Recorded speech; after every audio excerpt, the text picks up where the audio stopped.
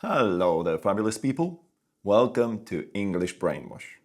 My name is Sebastian and I'm a fully qualified secondary school English teacher and a tutor with examiner's experience.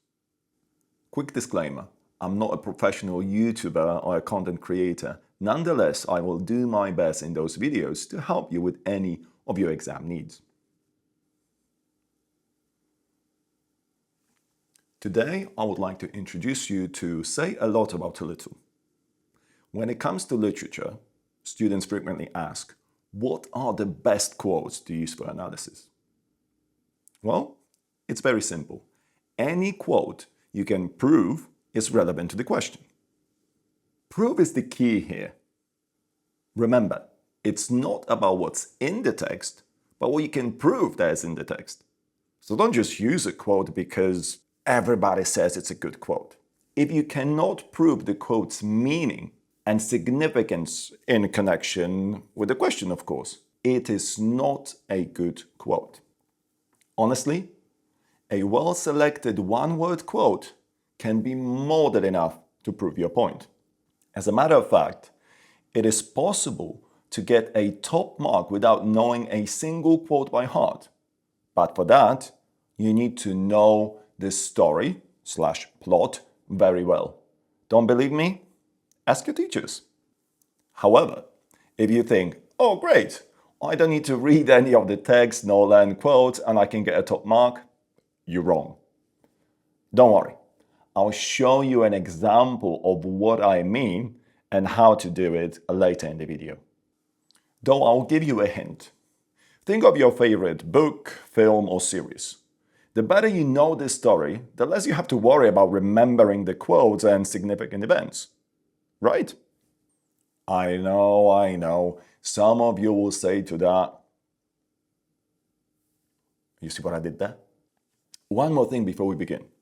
I would like to ask you all for a favor. Please use the comment section to post your answers and suggestions to my questions. I will make sure to respond to as many comments as possible. Yes, I will show you everything you need to include when writing a top grade answer. However, I would like you to take an active part in those sessions, helping one another and me to better understand your needs. Now, without any further ado, if you are a Charles Dickens fan, your school has picked A Christmas Carol for your GCSE, or you simply want to improve your literature analysis, you came to the right place. For today's analysis, we will use the now legendary word humbug. On this occasion, we will look at humbug used by Scrooge when we are first introduced to the character of Fred. The scene where Scrooge's nephew, Fred, is about to invite his uncle to the Christmas dinner. Remember, the placement of the quote in the text is as essential to the analysis as the quote itself. Why? Because it can influence the meaning and the significance of the quote. Going back to our quote. We all heard the word humbug, but what does humbug actually mean? Well, let's look at the definitions. A simple Google search will suffice. Mine are by Cambridge Online Dictionary, if you would like to know. Can you start noticing any connections between A Christmas Carol and humbug? Also, don't ignore the box underneath your definition called used over time. Remember, always review all of the definitions. The first definition isn't always the best or the most accurate one. In our case, probably the only definition that doesn't seem relevant is the last one, right? Or is it? Now, let's have a look at how to approach your quote analysis. Please pause the video whenever you need to. Try to answer the following questions in the comments. I will respond to as many comments as I can. Remember, the more detail, the better. If you do it right, it will make your quote analysis much easier. And if you lose your notes, you'll be able to find them here.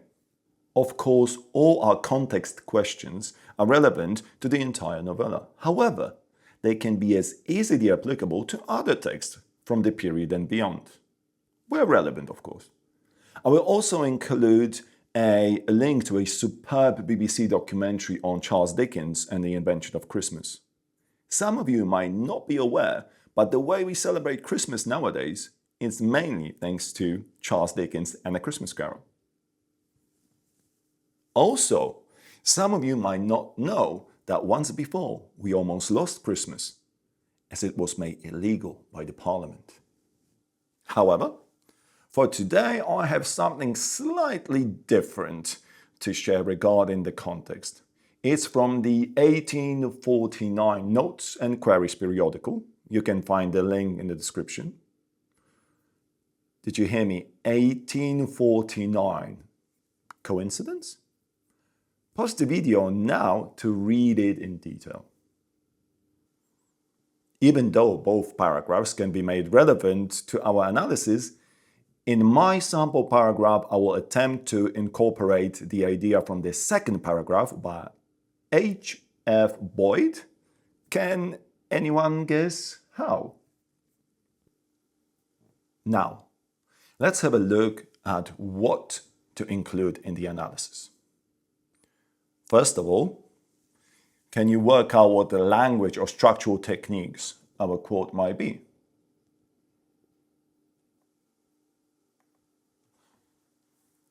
When it comes to techniques, here are some of the possible techniques you could have used. Share yours if you found any other ones. However, don't give the definition of what a metaphor is, etc. Instead, explain the hidden meaning behind the technique in the given quote. Also, you can combine techniques together. For example, it can be a metaphor, symbolism, exclamation, etc. Or it can be euphemistic metaphor, or a symbolic noun, or a symbolic exclamation. You see what I did there? It's not necessary, but it does sound fancy, right? Okay. Now, let's have a look at what to include in your analysis. Always link your ideas about the meaning behind the quote to the historical and social context of the text. Finally, link it to the author's intention and the impact on the reader. Those two, the author's intention and the impact on the reader, go hand in hand. Have a look at the guiding questions in the impact box. I hope you have answered those questions by now. However, if you are stuck, don't worry. It will all become clearer in the sample paragraph section. However, before that, let's have a look at some sample questions. The exact wording of the question will be closely related to your exam board or your teacher's terminology. But as you will see, they are all very similar. Let's have a look. For example, you might have a character question. You might also have a theme question or technique question. Remember, it will depend on your exam board. Or the extract-based question. The time has come for the sample paragraph. For my answer, I will use the starting from this extract question. The common mistake example is an extreme version of a poorly written paragraph that still appears to include a lot of the elements needed to match the assessment criteria. It is an extreme example, but from experience, I know it happens more often than you think. At the bottom of the screen, you will see key tips for any analytical paragraph, language or literature. Try to include those as much as possible, of course, in addition to everything else you are already doing. For example, avoid show. Remember, the writers, they never show. They always aim to create an emotional or intellectual response in the reader or the audience. They want you to feel or think a certain way about their text, the characters, and the unfolding events. There is always a hidden message in their writing, and you need to discover it. Also, Try to evaluate the effect, the message, the meaning. How effective was the writer at presenting the message? The simplest way to do it, on top of everything else that you already do, is to combine the two boxes. You do not need to know all of those expressions. My advice is, instead of show, pick 5 synonyms from the box and 5 evaluative words from the other box. You can use them interchangeably. For example, effectively suggest or vividly suggest, or effectively highlights or vividly highlights, etc. That way you can, in a simple way, create multiple expressions. Also, avoid how. Why? Because how, it's a question. Have a look at our example here. How much Scrooge doesn't trust people? Well, we don't know because we never said it. And remember, guys, when you're asking a question, you're not analyzing. There is even this saying, do not answer a question with a question, right? Now, last but not least, use modal verbs. They will prompt you to think of multiple interpretations and will help you to be more convincing in your argument. It is not about being 100% sure of everything, but rather being convincing enough in your argument. It has to sound plausible, logical, and convincing. That's it. Always try to use real-life situations for interpretations. For example, if you see a person lying on a bench in a park in real life, they could be asleep, or they could have passed out, or they could be drunk, etc. What other evidence could you focus on that might help you determine which of the option is the most plausible when you're looking at that person? Try to do the same thing with your text analysis. All great stories are inspired by real life. Otherwise, well, you wouldn't be able to understand them or care about them. Think of Harry Potter. We know magical worlds like that aren't real.